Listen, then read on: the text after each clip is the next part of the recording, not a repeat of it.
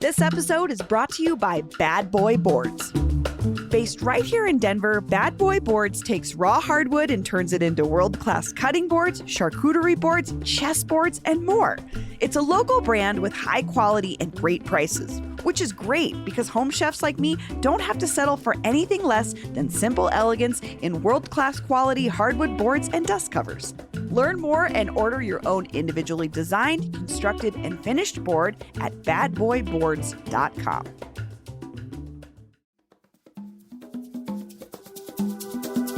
Today on CityCast Denver, the mayor's race is getting nasty with dark money and attack ads flooding the city ahead of Election Day on Tuesday. So we're talking politics and all the other local stories that mattered this week. Today is Friday, June 2nd. I'm Paul Karolyi, and here's what Denver's talking about.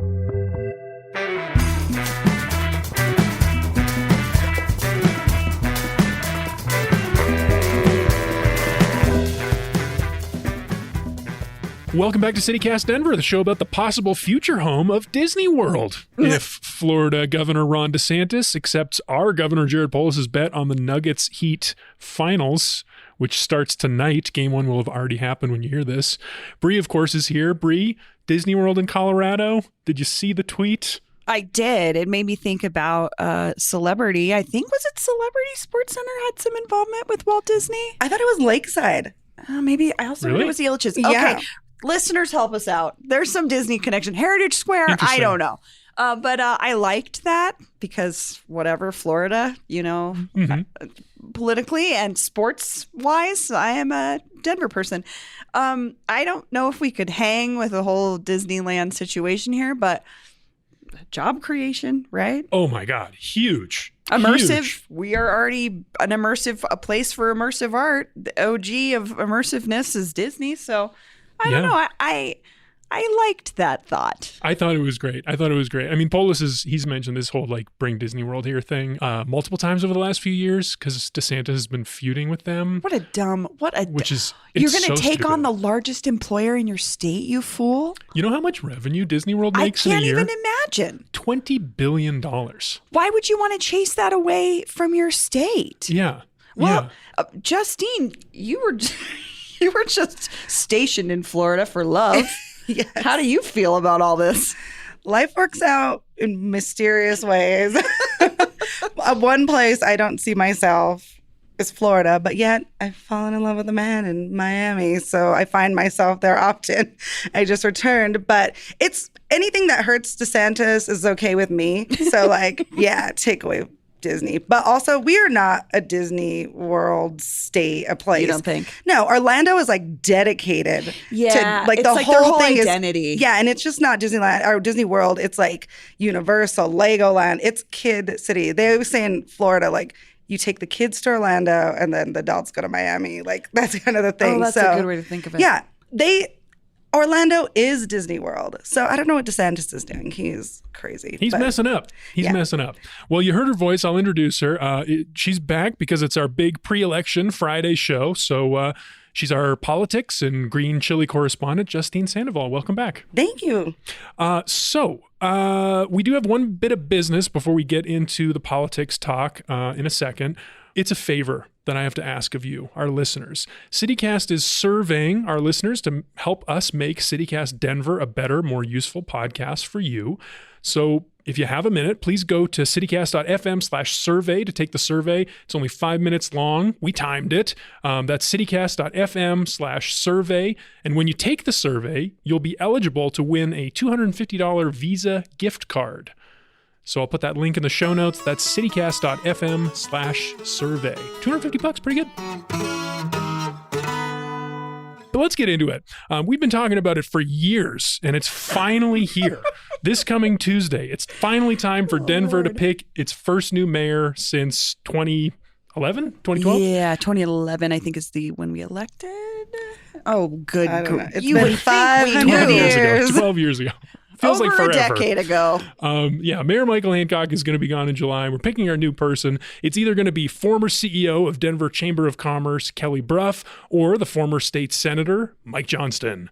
There's been plenty of news about these two campaigns in the last couple weeks since we last talked about this. I know there's like a forum, there's a debate practically every night.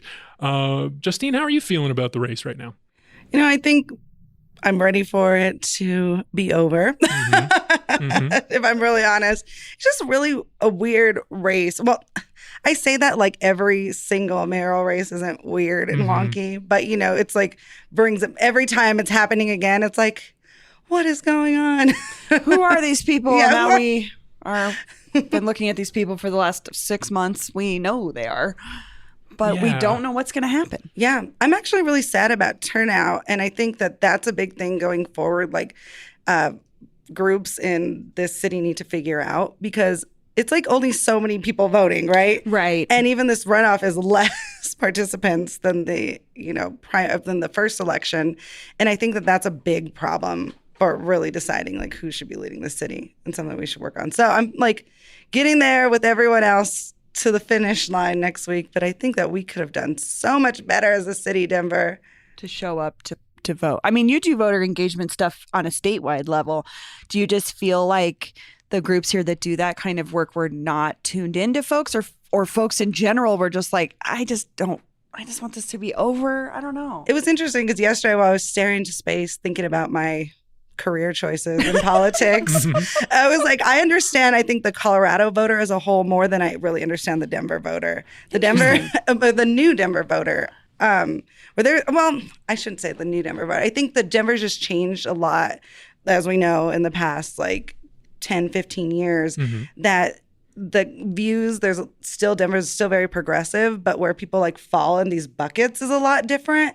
And it's changed the dynamic of how people are coming together to like vote for, one candidate who's going to work on issues that a lot of community groups have sprung up because of Hancock's administration. That's true. And that's really true. Yeah. And so I think that that's divided a lot of like the progressive vote, or whatever you would consider that before. And it's kind of like a lot of different It's very hyper-specific. Yes, exactly. Voter So, pools. I think that it's hard to see what's going on. I think it's worth taking a deep dive after this election into what that is, engaging more in Denver. This is a huge position. It's the most powerful political position in the state. And I've heard people say that. Well, what is that argument over the governor? I just don't understand that. I mean, I would see it as like the governor has more power across the state, but Denver determines a lot of things for the rest of the state. That's like been one of the bigger complaints, right? Is that rural urban divide is like, think about the wolf reintroduction, for instance. Like, we in the city voted in favor of it, but rurally it didn't pan out that way. And folks would argue it's going to impact us way more, but Denver made that decision for us. So that's how I see what you're saying, Justine. Yeah, and I see it too, that Denver, like statewide, there's not as much money working in the government as in Denver. There's a lot of money here. Interesting. Denver is a big business, a big city, and I think that most of our major cities now are run like businesses, which I don't know is good or bad. I would probably say not great. Yeah. But that's why there's so much interest, and so much corporate interest too in these big cities, because there's money. I mean, we're voting for these bonds, and our taxes on property keep going up. There's big money, big business in Denver. So that makes your political position, I think, as mayor kind of, half mayor, half CEO. Exactly. Bit. Well, let's talk about who is going to be that new mayor/CEO. The race is on. It's Brough v. Johnston, as we've talked about. And in the last week or two, this race has gone negative. I want to start with the recent attack that Kelly Brough has been making on Mike Johnston. She's been making a few, but one is she's basically saying he's taking too much credit for things. Like, there's this organization that he co-founded called COVID Check. And I guess in an early debate, he made it sound like COVID Check led the vaccine and testing effort for the state, but that's not true, according to the person who the Denver Post said actually did, this Sarah Thunberg figure. But the attack itself, like, what do you make of this, Justine? I mean, I think we're at that point in this runoff where a lot of voters see these two candidates as very similar. And they're like, I don't know who to choose. And they were having a hard time picking that out. So these candidates are needing to stand out from each other and call out each other's records, which I mean, and so there's a lot of like grasping for certain things to call out, and everyone fluffs their involvement in things when they're running for office. Like, I helped make this whole entire I took on thing. the gun lobby and won. That's like a talking point in a lot of, you can go through the last election and that's in a lot of ads. Like, she took on the gun lobby. They took on the gun lobby. Like, that's not a huge like thing, a lie or anything. People just use that as kind of a soundbite, I think. And he did work on those bills. So I think it's a point now they're starting to call out each other's work to try to kind of set each other apart and get into like these different groups who do have very specific reasons why they would vote yes or no for this candidate when they're trying to differentiate between the two. But, you know, conspicuously, Mike Johnston is not going negative. It's really Brough. Oh, have you seen anything? We talked about this earlier this week when we were getting ready for this conversation, and I was like, oh yeah, I haven't seen Mike go negative. And then I come home yesterday and I have this flyer on June 6th, the choice is clear. Mike Johnston, a leader for Denver. And then Kelly Brough is like in gray. They've like grayed her face. The leader of Colorado's biggest corporate lobbying group. So whether he's going negative or his supporters are going negative, it actually is happening. Also, this was a really funny one. Kelly Brough's history of helping corporate polluters is exhausting. And then there's a quote from a Denverite article, and friend of the show, Sam Brash, on Instagram goes, it's wild to see my own reporting show up in one of these flyers. So they are going negative, but I was surprised. Are these paid for by the Johnston campaign or are these independent expenditure groups? Yeah, that's what I was saying was like advancing Denver. So we talked about this group a couple weeks ago. So it's not him necessarily, but it's the first time I've seen that from anyone supporting Johnston. Bree, what about this specific attack about the COVID check and the vaccine and testing effort? Do you think that's going to matter to voters? I looked right over it. Honestly, I don't know why it matters. Yeah. It wasn't some big policy shift or something that we can see every day. Like, COVID is a big deal. How we handle it is a big deal. Whether or not he founded this organization, I don't care. I don't know. It just didn't strike. I looked right over it. Never paid attention to it. I kind of feel like it's going to have the opposite effect. Like, she's just highlighting the fact that he was working on it. Worked on this vaccine and testing distribution effort, which is a cool thing to do. Maybe he didn't lead the project. I'm not sure. Also, is this the worst thing you could find about it? Yeah. Justine, I want to know, though, as a person that has run campaigns and works on campaigns, to make the decision to go negative, that's a big decision. I've seen it more in some council races here earlier in the election. What is the thought process for a campaign when they go, okay, we're at that point. We're going to do an attack ad? I think you really have to weigh your options. Like, is the benefit outweigh the risk? Because at times too, when you're doing these certain attacks on organizations, people, you can alienate people in your race, and say you do win, then you have a problem with relations going forward if you really want to make progress. So I think if I was, managing a campaign, I would really weigh, like, is it worth us going after this thing? Is it worth us going after this person? And what our lives will look like, after. So her campaign is maybe weighing those things and saying it's worth it because we have a shot. If we go negative, if we can take him down a little bit, we can pull this one out. Oh yeah, I think that they're seeing this as a benefit for them. Do you think that the Brough campaign is seeing themselves as the underdogs here a little bit? Like, they need to make up some ground with a attack ad or with these attacks? I think possibly yes, and I seen. Maybe because of some of the endorsements that Johnston has got, especially former mayoral candidates ahead of Brough, things like that. They have nothing to lose but to try to, pull some people back in these last minute, like, who do I vote for? The undervoters, that are people who are going to possibly undervote, who may say, well, she got a point, or, whatever it is, to try to catch those last minute people undecided. Give them a little bit of doubt. I can't vote for Johnston because of this. So he's inflating his record, et or cetera, like, I didn't know that.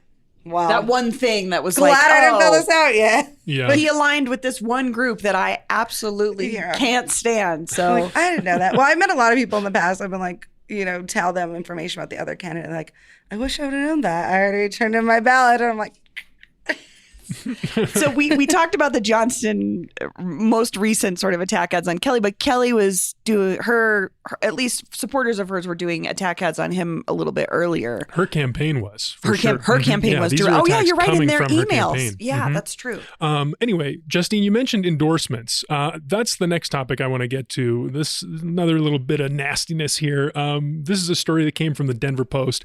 They quoted Brough recently alleging that State Representative Leslie Herod, who herself ran for mayor and did quite well, I think she got fifth place in the first round.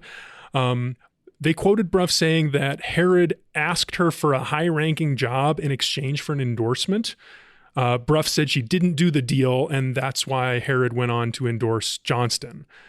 Justine, what's happening here? This one was really interesting. I remember when I saw that when I was scrolling Twitter, I'm like, whoa, back up. What? Yeah. Like, I just thought it was kind of an odd thing to do. Like I said, sometimes creating enemies before you could possibly become the next mayor of Denver. I was trying to figure out what that strategy was. And what I've kind of figured out is I think that it had more to do with saying that Johnston can be bought or will do questionable things for favors, which is always like a stigma of a bad mayor, right? Backdoor mayor, back deal, quid pro quo. He's not fighting for the people. He's fighting for himself. Yeah, and then he'll promise whoever, whatever, to get what he wants. So I think that was more of the strategy behind that. But it kind of makes, I feel like Leslie has gotten like a lot of attacks about this. Thank you. Yeah, and I don't know why that is or where that's coming from. I'm sure people have lots of opinion. People have worked together with, leaders in the city and have opinions. But there's been some like really unfair attacks. I feel like she kind of like threw Leslie under the bus just like for no reason other than to make Mike Johnston look bad. And it didn't hit. It didn't make him look bad. To me, it looked like, why? It's kind of like, why are you picking on Leslie Herod again? Yeah, especially because this has already happened in this race, and it has been called out by other leaders in the community saying this feels a little like a racial attack against a Black woman. And I'm with you, Justine. Now I'm thinking about it a little bit differently. How you said, like, why make enemies before you start? Like, that's a dumb move, personally. Yeah, especially with the Leslie Herod, who has like been an effective leader in Denver, extremely likable. That was the attack, right?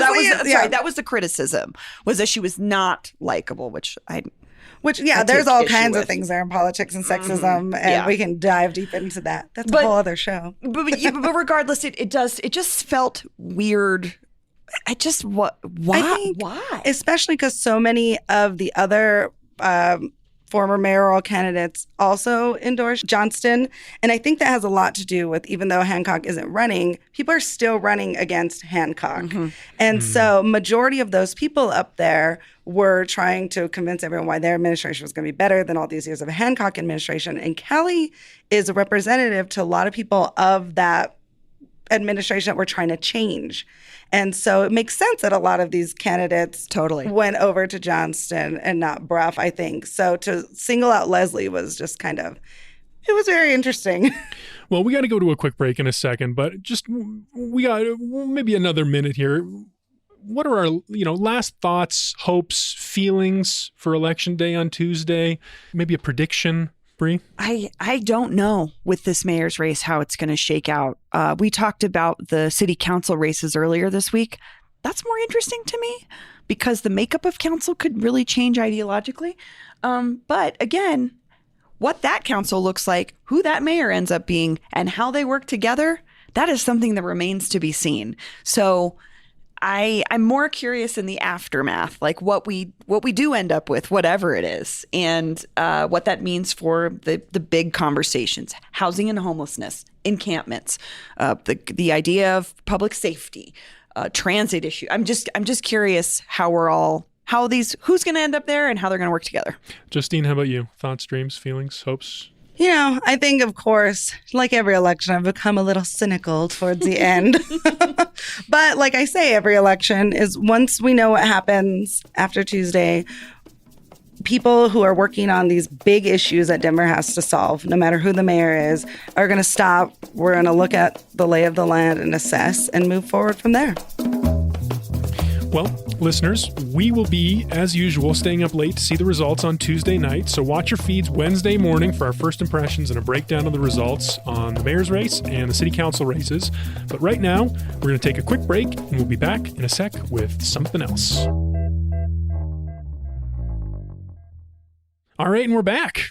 We got a fun segment for you here. We're going to do something new, wins and fails of the week. So each one of us prepared a local story that we thought was a win and a fail, and we're going to go around and share them and talk about it, the winners and big losers of the week. Let's do fails first so we can end on the happy stuff, okay? Who wants to start with a fail?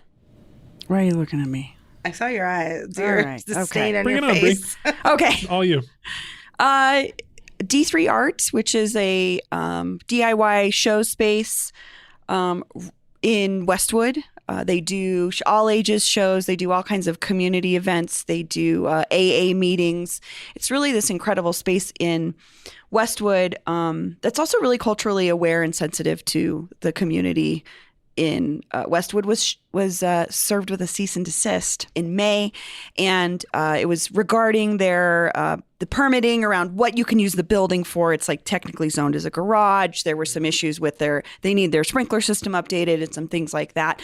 And I had this like immediate flashback to what happened in Rhinoceropolis, what happened after the Ghost Ship fire, when cities all across the country just started shutting these spaces down. And the result of that was a loss of space, a loss of community. And in the case here in Denver, I lost my friend Colin, who died by suicide after all of that. It was really traumatic for him. And I thought, we can't do this again. We just cannot do this again.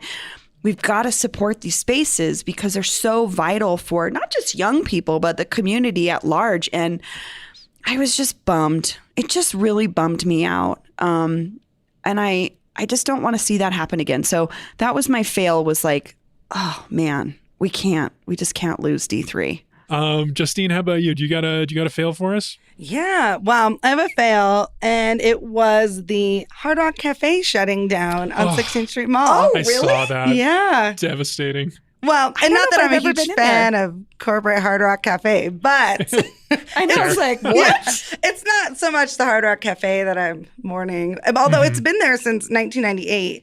Yeah. Wow. And I remember going to Baker Middle School on the West Side, and we would go to the pavilion after school, and it was like, the Hard Rock Cafe. We have a Hard Rock Cafe here. Because Vegas had one, everyone had one, and Denver had a Hard Rock Cafe.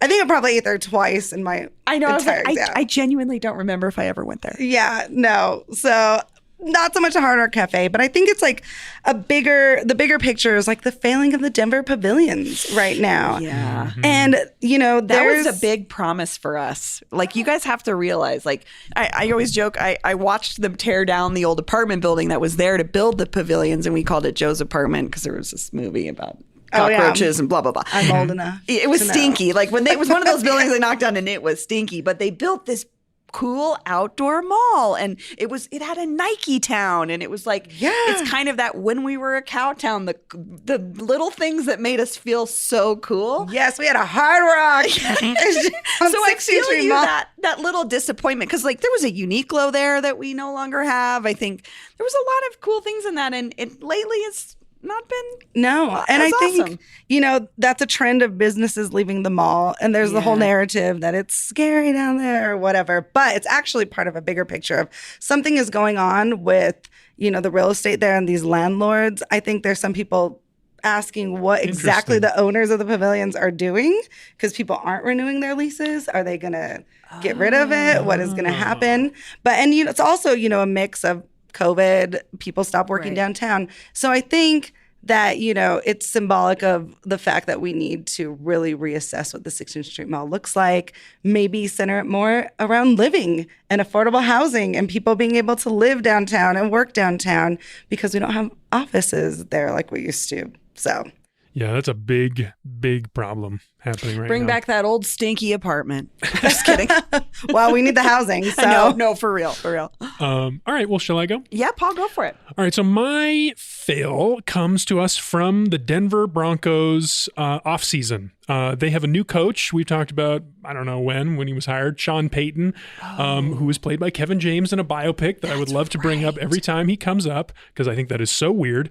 My fail is he cut the last remaining member of the Broncos' Super Bowl 50 winning roster, kicker Brandon McManus, which I think it sent some minor shockwaves in the local sports community because McManus was a pretty good kicker from what I could tell. I mean, his stats were good. Maybe they took a bit of a dive last year, but, that was the Broncos as a whole. Our friend Jake Shapiro from Denver Sports flagged some commentary from Mike Kliss of 9 News, who was speculating that McManus's ties with the NFL Players Union might be connected with his untimely departure. Union busting on the football front? Perhaps. Hell no. Now I'm invested. Right? I mean, apparently Sean Payton has is known anti-union proclivities. He's got connections with other coaches who feel this way. But I just thought that was shocking that he would cut a player who's an outspoken union member and has now, quickly been signed by the Jacksonville Jaguars. So maybe he wasn't that bad of a kicker. Oh, no, sir. I don't like it. Isn't that kind of just I'm with you, Justine. Yeah. Now I'm invested. I'm like, oh, look at my anger goosebumps. I'm like, the Broncos, why? When Alway sent his Trump letterhead stuff out, and now this, I'm like, now you're union busting? That's so lame. It's super lame. It's super lame. I mean, Sean Payton hasn't said anything about it. And he said it was because he's not a good kicker anymore or whatever. But, Yeah. I like what Jake's seeing through this. I think so. Jake is onto something. Mm-hmm. Yeah, totally. Because I read that and then I was like, that's messed up. And then I went past it. And now, once again, he brought me new information all over again. And I'm like, oh, what? Let's back it up.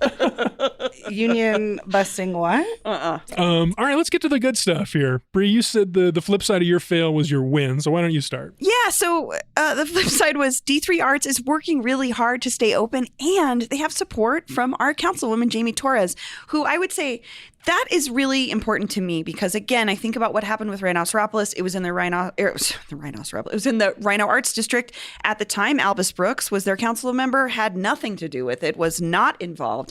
And she has been involved with D3 since the beginning, and she is set on helping them stay get compliant, and the Denver Fire Department as well has offered to help them figure out how to get compliant. So they think they've got some special permitting happening for the next couple of months so they don't have to shut down. Because the thing you have to think about is with a place like this, there's a calendar of events. So if you close down, all of these events get shut down. Tours are coming through here. I mean, people really utilize this space. So I'm just really stoked that our community has figured out that these places are really important, and our government has figured it out because Jamie's on board. And also, there's a GoFundMe up. We'll share a link in the show notes if you want to support them. Also, I'll share a story from CBS4 where you can hear from the folks that play at and operate D3 directly, so you can hear from them themselves about why this space is important. But it's kind of a win to me that Denver is not going to let this space close, and we're not going to lose this place. And I just feel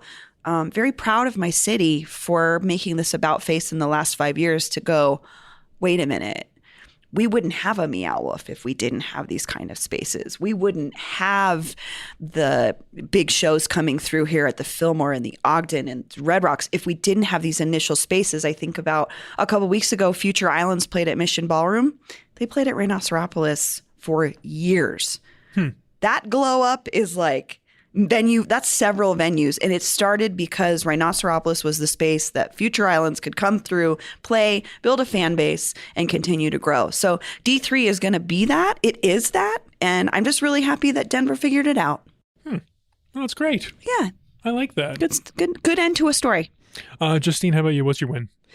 So my win was I was reading the Denver Post yesterday and I saw that the headline, RTD plans 2 months of free fares this summer and may not charge younger riders after that. So I thought that was really cool because I don't know if a lot of people remember last summer, RTD did 1 month free on all the public transportation, and it was a success. And they're bringing it back for 2 months this year. And they're also working to make it free for youth permanently as part of money coming in grant money that they're working on to get from the state. And on top of that, they're drastically reducing fees across the board for everybody, including the monthly pass, which is usually like over $100, is now only going to be like $88 a month, which makes it more accessible for everybody. And it's all a part of RTD's efforts to make transportation easier and more affordable in Denver, which, let's just say, RTD has a long way to go before becoming the wonderful... But we have a good RTD story for once. Yes, but nice. This is a win for public transportation. It's a win for accessibility. And I think that this is a good first start in and me personally, I'm a big advocate for free public transportation. I think it just helps cities overall.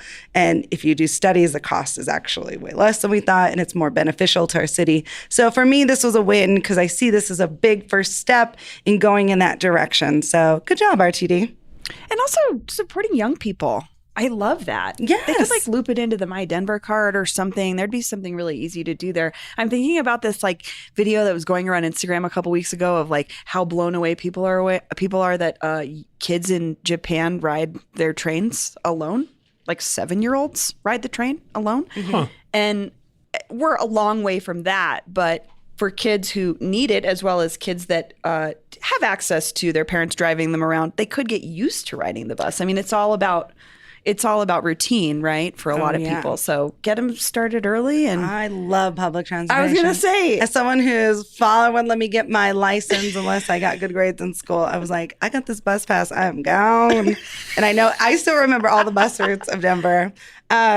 But yeah, it's a big thing too, because there's so much middle manning of like, okay, DPS is going to give all of these students free bus passes, but you have to do this and allocate this money from here and there. Like this just cuts all that out and it actually saves money. Like just let the youths ride for free. I love it. Yeah, the youth free rides thing. That's pretty cool. I hadn't heard that. Paul, what about you? I stretched a little bit further outside of Denver for this one. I hope you all will forgive me, but this did make national news, and it's Colorado. I think you two are going to like this story.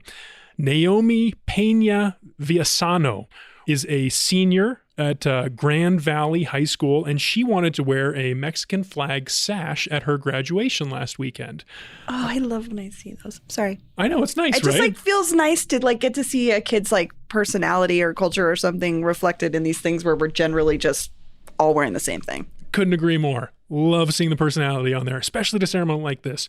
But her principal secretary said that allowing that kind of regalia would, quote, open too many doors. So she was not allowed to do that. She was told, do not wear your sash. Villasano sued, and then a federal judge upheld the ban. So what happened in the end was Villasano wore it anyway. She just went ahead and wore the sash. What we're talking about. She had a little bit of like a yellow sash on top of the Mexican flag one, but she was still wearing it last weekend at the Grand Valley High School graduation. So that's my win for the week. She told the Post-Independent of Glenwood Springs right after she walked, she said, always stand up for what you believe in, just like I said in my senior quote. So that's a win for her, and also congrats to everyone graduating. I'm getting goosebumps. I was just like such that teenager, like wanting to express my personality and my beliefs, and so seeing it in young people just like makes me so excited for the adults they will become. And Good as a for Mexican her. American myself, I'm like, because the sash was the American flag and the Mexican flag. And so it was representing like being Mexican American. And I'm like, yeah, learn your Colorado history, everyone. Because if you went to Pueblo, you were in Mexico not long ago. That's a good point. Woo, viva la rasta. I love it. Good story. All right, we're going to go for one more quick break. Then we're going to be back and we're going to talk about the weekend. What's up, Weather fam? You know who it is. Rain or shine, I'm Andy Stein. Hey, happy Pride Month, everybody. I hope everybody enjoys this June. It's looking to be almost just as wet as what May was, if you can believe it, including this weekend's forecast, y'all. It is looking so wet. We have this storm system that's just kind of circling around the Four Corners area. It's eventually going to start to draw on a lot of moisture from the Gulf of Mexico, and that's going to create a really soggy Saturday for us. We're looking at showers and storms pretty widespread, and Temperatures only in the upper 60s for afternoon highs. And then we're looking at pretty widespread rain again Sunday afternoon. High temperatures back to around the low 70s. Overall, it's just going to be a wet weekend. We are looking at maybe a little bit of reprieve, but only as we head towards the middle of next week. Until then, another healthy dose of water for everybody's lawns and gardens. I hope y'all enjoy it. Happy Friday.